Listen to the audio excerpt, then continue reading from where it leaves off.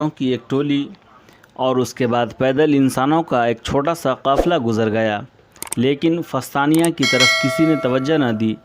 वो पुल के करीब एक दरख्त की आड़ में खड़ी दूसरी तरफ देख रही थी। अचानक उसे एक घोड़े की टाप सुनाई दी। फिर सड़क के मोड़ से एक सवार नमूदार हुआ और उसकी तमाम हसासियत सिमट कर आँखों में आ गई। यह आसिम था। उसने पुल के करीब पहुंचकर घोड़ा रोका और फिर कदरे तवक़्क़ुफ़ के बाद सड़क के दाएं जानिब नशीब की तरफ बाग मोड़ ली। फस्तानिया उसकी तरफ भागना चाहती थी, लेकिन उसके पांव लड़खड़ा रहे थे। उसने आहिस्ता आहिस्ता चंद कदम उठाए, फिर आधा पुल अबूर करने के बाद वो एक हिरनी की तरह भाग रही थी। आसिम पानी के करीब पहुंचकर घोड़े से उतर पड़ा और एक पत्थर पर बैठ गया। चिल्लू से पानी के चंद घोंट पीने के बाद वो अपने मुंह पर छींटे मार रहा था कि पीछे कोई आहट महसूस हुई। उसने मुड़कर देखा और उठकर खड़ा हो गया। फस्तानिया हिचकिचाई, रुकी और फिर अचानक आगे बढ़कर उसके करीब खड़ी हो गई। वो मुस्कुरा रही थी। उसका दिल मसरत से उछल रहा था और उसके साथ ही उसकी निगाहों के सामने आंसुओं के पर्दे हायल हो रहे थे। मुझे यकीन था कि आप ज़रूर आएंगे। मैं दरख्तों के पीछे से आपका रास्ता देख रही थी। मुझे डर था कि आप हमें देखे बगैर आगे न गुज़र जाएं। आपने बहुत देर लगाई। आप ज़ख्मी तो नहीं हैं? फस्तानिया ने यह कहकर अपना चेहरा दोनों हाथों में छुपा लिया और सिसकियां लेने लगी। आसिम ने कहा, फस्तानिया, अब तुम्हें कोई ख़तरा नहीं। तुम्हारी वालदा कहाँ है? वह पुल के दूसरी तरफ बैठी हुई हैं। तुम रो रही हो। देखो, मैं ज़िंदा हूँ और मुझे कोई ज़ख्म भी नहीं आया। फस्तानिया ने अपने हाथ नीचे कर लिए और फिर आसिम की तरफ देखकर अचानक सवाल किया, आपका नाम क्या है? मेरा नाम आसिम है। आसिम ने कदरे हैरान होकर जवाब दिया। आप उनसे लड़े थे? हाँ। अगर आप न आते तो हमें ये भी मालूम न होता कि हमारे मोहसिन का नाम क्या था। आप उन सब को कत्ल करके आए हैं? नहीं, मैंने सिर्फ 2 आदमियों को कत्ल किया है। 2 को बांधकर उस टीले पे छोड़ आया हूँ और एक को पकड़कर साथ ले आया था। वो कहाँ है? मैंने उसे यहाँ से 2 मील दूर छोड़ दिया है। अब उससे कोई ख़तरा न था। अब अगर मैं आपके साथ न जाऊं तो भी आप दमिश्क पहुंच सकती हैं। फस्तानिया ने अचानक संजीदा होकर पूछा, आप हमारे साथ नहीं जाना चाहते? आसिम ने जवाब दिया, मेरा ख़याल है कि अब आपको मेरी ज़रूरत नहीं। आपका ख़याल गलत है। आइए, अम्मी आपका इंतज़ार कर रही हैं। फस्तानिया ये कहकर मुस्कुराती हुई पुल की तरफ चल पड़ी और आसिम अपने घोड़े की बाग थामे उसके पीछे हो लिया। ईरानियों की फ़तह के बाद इंताकिया के रूमी गवर्नर का महल शहनशाह ईरान की क़यामगाह बन चुका था। एक दिन परवेज़ महल के कुशादा कमरे में रौनक अफरोज़ था और उसके चंद मसाहब मसनद से नीचे दाएं बाएं 2 कतारों में खड़े थे। नक़ीब की आवाज़ सुनकर मुख्तलिफ़ महाज़ों से आने वाले एलची बारी बारी कमरे में दाखिल होते, अपनी मारूज़ात पेश करते और शहंशाह से हिदायत लेने के बाद रुखसत हो जाते। आज सबसे पहले हाज़िरी देने वाले एलचियों ने दमिश्क के मुहासरे की ख़बर सुनाई थी, इसलिए परवेज़ के नज़दीक दूसरे मुहाज़ों से आने वाले एलची की कोई अहमियत न थी। चुनांचे वह किसी को मुख्तसर सी हिदायत और किसी को अगले दिन पेश होने का हुक्म देकर रुखसत कर रहा था। सबसे आखिर में नक़ीब ने सीन का नाम पुकारा और शहंशाह के मसाहब हैरान होकर दरवाज़े की तरफ देखने लगे। परवेज़ ने महल के दरोगा की तरफ देखा और कहा, हमारा ख़याल है कि आज जिन लोगों को मुलाकात की इजाज़त दी गई थी उनकी फ़हरिस्त में सीन का नाम नहीं था, और हम जिस सीन को जानते हैं वो कुस्तुनतुनिया में था। दरोगा ने अदब से सर झुकाते हुए कहा, आलिजा, ये वही हैं और हुजूर के ग़ुलाम ने उन्हें इंतज़ार करने का मशवरा दिया था, लेकिन वह इसी वक्त हुजूर की कदमबोसी के लिए हाज़िर होने पर मुसिर थे। वह कोई अहम ख़बर लेकर आए हैं। एक कवी हैकल आदमी जिसकी चाल में गायत दर्जा की खुद एतमादी थी कमरे में दाखिल हुआ।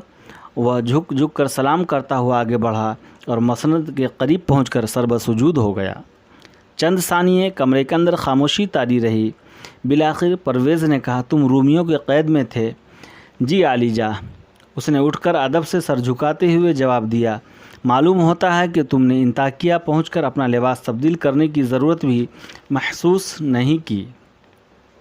आलिजा, ये ग़ुलाम किसी ताख़ीर के बग़ैर कदमबोसी को हाज़िर होना चाहता था। तुम मेहमान खाने में आराम करो। माँ बदौलत फ़ुर्सत के वक्त तुम्हारी सरगुज़श्त सुनेंगे। सीन को अपने कानों पर यकीन न आया। اس نے اپنے بچپن کے ساتھی اور دوست کی طرف دیکھا اور کہا، عالیجہ، میں ایک نہایت اہم خبر لے کر آیا ہوں۔ پرویز نے سوال کیا، کیا دمشق فتح ہو چکا ہے؟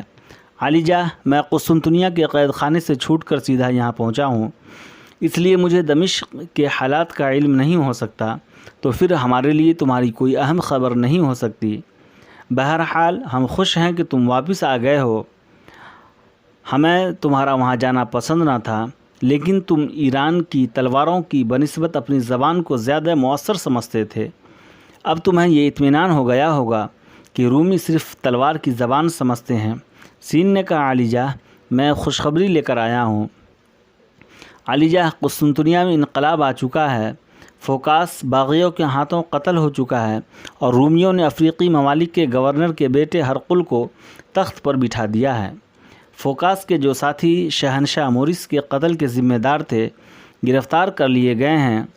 ہرقل نے حکومت پر قبضہ کرتے ہی میری رہائی کا حکم صادر کر دیا تھا، لیکن انقلاب سے قبل مجھے قسطنطنیہ کے قید خانے سے جزیرہ قبرص میں منتقل کر دیا گیا تھا، اور ہرقل کی یہ خواہش تھی کہ میں انطاکیہ کا رخ کرنے سے پہلے اس سے ملاقات کروں۔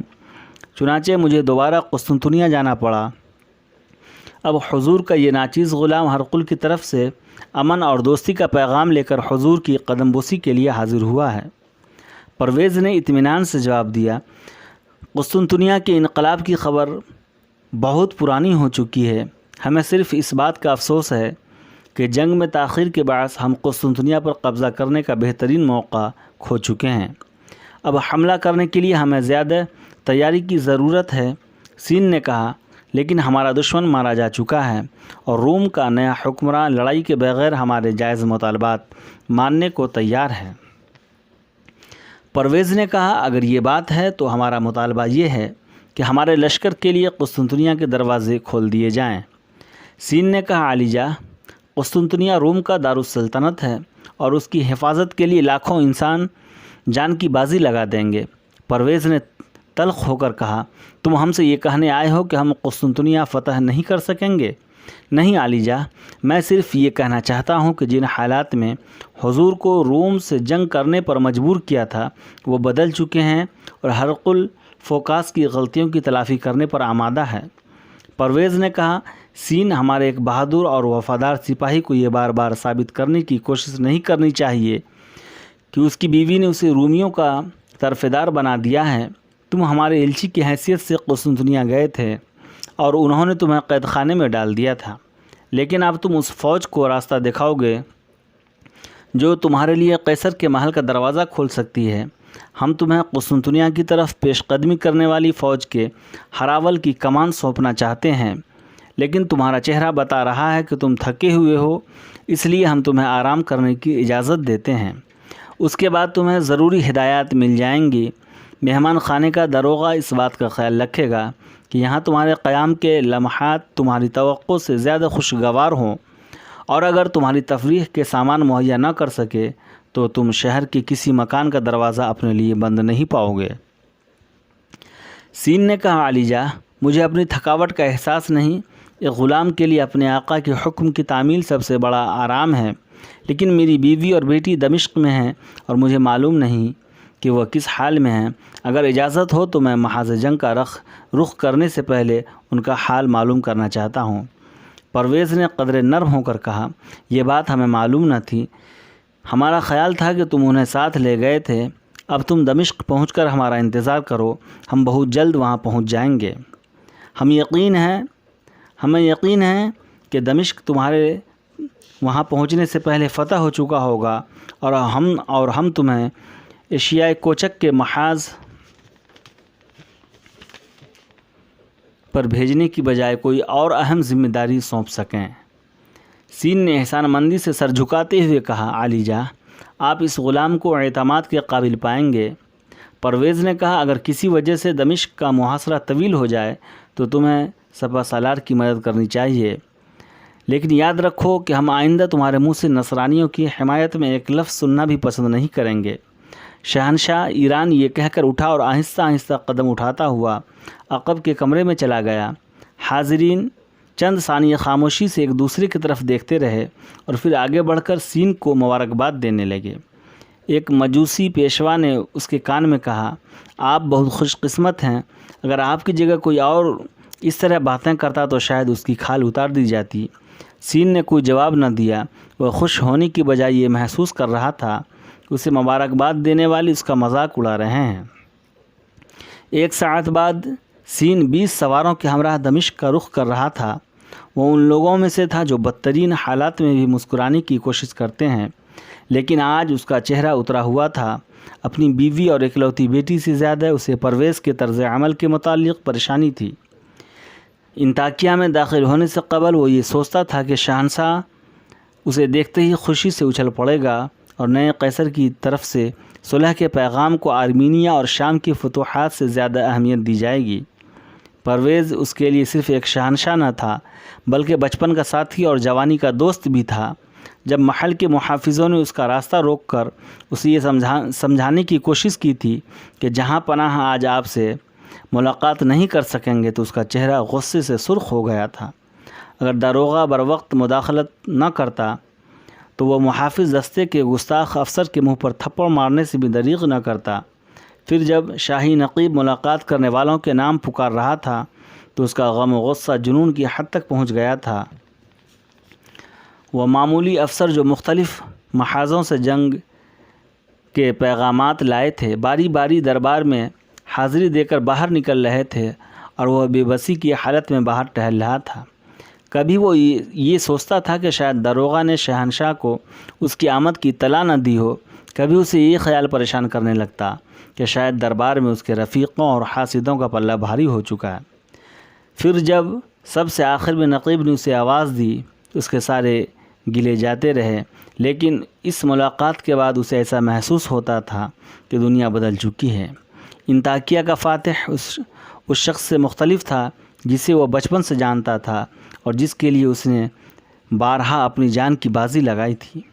شہنشاہ کی سرد مہری سے زیادہ اسے اس بات کی شکایت تھی کہ دربار میں بعض ایسے لوگوں نے بھی اس کی بے بسی کا تماشا دیکھا تھا جنہیں اس کے ساتھ آنکھ ملا کر بات کرنے کی جرأت نہ ہوتی تھی۔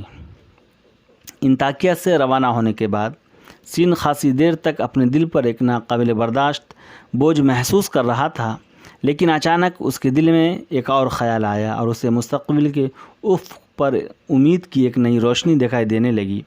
وہ سوچ رہا تھا کیا شہنشاہ نے مجھے قسطنطنیہ کی طرف پیش قدمی کرنے والی فوج کے ہراول کی کمان پیش نہیں کی؟ کیا میرے رقیب اور حاسد اب کسی سے یہ کہہ سکتے ہیں کہ میں اپنے آقا کی نگاہ سے گر چکا ہوں؟ شہنشاہ کو یہ غلط فہمی ہو گئی تھی کہ میں رومیوں کی طرفداری کر رہا ہوں اور اب شاید مجھے لڑائی سے خوف آتا ہے، لیکن کیا اب یہ ثابت کر دکھانا میرے اختیار میں نہیں کہ ایران کا سپوت تلوار کے کھیل مجھ سے بہتر نہیں جانتا؟ میں ایک سپاہی ہوں اور ایک سپاہی کا مقام مجھ سے کوئی چھین نہیں سکتا۔ اب اس کے ذہن میں قسطنطنیہ کی جنگ کے مختلف نقشے تیار ہو رہے تھے، لیکن پھر اسے اپنی بیوی اور بیٹی کا خیال آیا اور اسے ایک تلخی سی محسوس ہونے لگی۔ وہ اپنے دل سے پوچھ رہا تھا کیا ایران اور روم کی جنگ ضروری ہے؟ کیا فوکاس کی موت کے بعد پرانے حالات بدل نہیں گئے؟ کیا رومیوں کے خلاف تلوار اٹھاتے وقت مجھے یہ خیال پریشان نہیں کرے گا کہ میں اپنی بیوی کے ساتھ بدعہدی کر رہا ہوں؟ جب میں اسے یہ بتاؤں گا کہ مجھے قسطنطنیہ پہ چڑھائی کرنے والی فوج کی رہنمائی سونپی گئی ہے تو وہ کیا خیال کرے گی؟ میں نے ہمیشہ اسے یہ امید دلائی تھی کہ اب روم اور ایران کی دشمنی ختم ہو چکی ہے، یہاں تک کہ فوکاس کے ہاتھوں مورس کے قتل کی خبر سننے کے بعد میں نے اسے یہی تسلی دی تھی کہ میں روم اور ایران کے تعلقات خراب نہیں ہونے دوں گا۔ لیکن اب میں کیا کر سکتا ہوں؟ سین کے پاس اس سوال کا کوئی جواب نہ تھا۔ پرویز سے ملاقات کے بعد اسے یہ یقین ہو چکا تھا کہ جنگ کو روکنا اب اس کے بس کی بات نہیں رہی اور اپنے متعلق اس کا آخری فیصلہ یہی تھا کہ میں صرف ایک سپاہی ہوں۔ باقی راستے کسی پریشانی کا سامنا کیے بغیر عاصم اور اس کے ساتھیوں نے ایک رات دمشق سے 10 کوس کے فاصلے پر ایک چھوٹی سی بستی میں قیام کیا۔ راستے کی دوسری بستیوں کی طرح اس بستی میں بھی صرف نادار کسان اور چرواہے رہ گئے تھے۔ خوشحال لوگ اپنے گھر بار چھوڑ کر فرار ہو چکے تھے۔ ایک بوڑھے کسان نے اپنے جھونپڑے سے باہر نکل کر ان مسافروں کا خیر مقدم کیا اور جب عاصم نے اس سے سرائے کے متعلق پوچھا تو اس نے کہا جناب یہاں کوئی سرائے نہیں لیکن گاؤں کے سب سے بڑے رئیس کا مکان خالی پڑا ہے، ایک بوڑھے نوکر کے سوا وہاں کوئی نہیں، اگر آپ اس مکان میں ٹھہرنا پسند نہ کریں تو اسے کوئی اعتراض نہ ہوگا۔ عاصم نے کہا ہم دمشق پہنچنا چاہتے ہیں لیکن ہمارے گھوڑے تھک چکے ہیں اور ان خواتین کو بھی آرام کی ضرورت ہے، آج رات ہم تمہارے مہمان ہیں اور یہ فیصلہ کرنا تمہارا کام ہے کہ ہم کہاں ٹھہریں گے۔ کسان نے جواب دیا جناب اگر آپ کے آرام کا خیال نہ ہوتا تو میں آپ کو اپنے جھونپڑے میں ٹھہرانے پر اصرار کرتا، لیکن میں یہ محسوس کرتا ہوں کہ آپ کے لیے بستی کے رئیس کا مکان زیادہ موزوں ہوگا، مگر یہ بات میری سمجھ میں نہیں آئی کہ آپ دمشق کیوں جا رہے ہیں، آپ وہاں کے حالات سے بے خبر نہیں ہو سکتے۔ عاصم نے جواب دیا ہم وہاں کے حالات سے بے خبر نہیں ہیں لیکن ہمارے لیے وہاں پہنچنا ضروری ہے، اس وقت ہمارا سب سے بڑا مسئلہ رات گزارنے کے لیے کوئی جائے پناہ تلاش کرنا ہے۔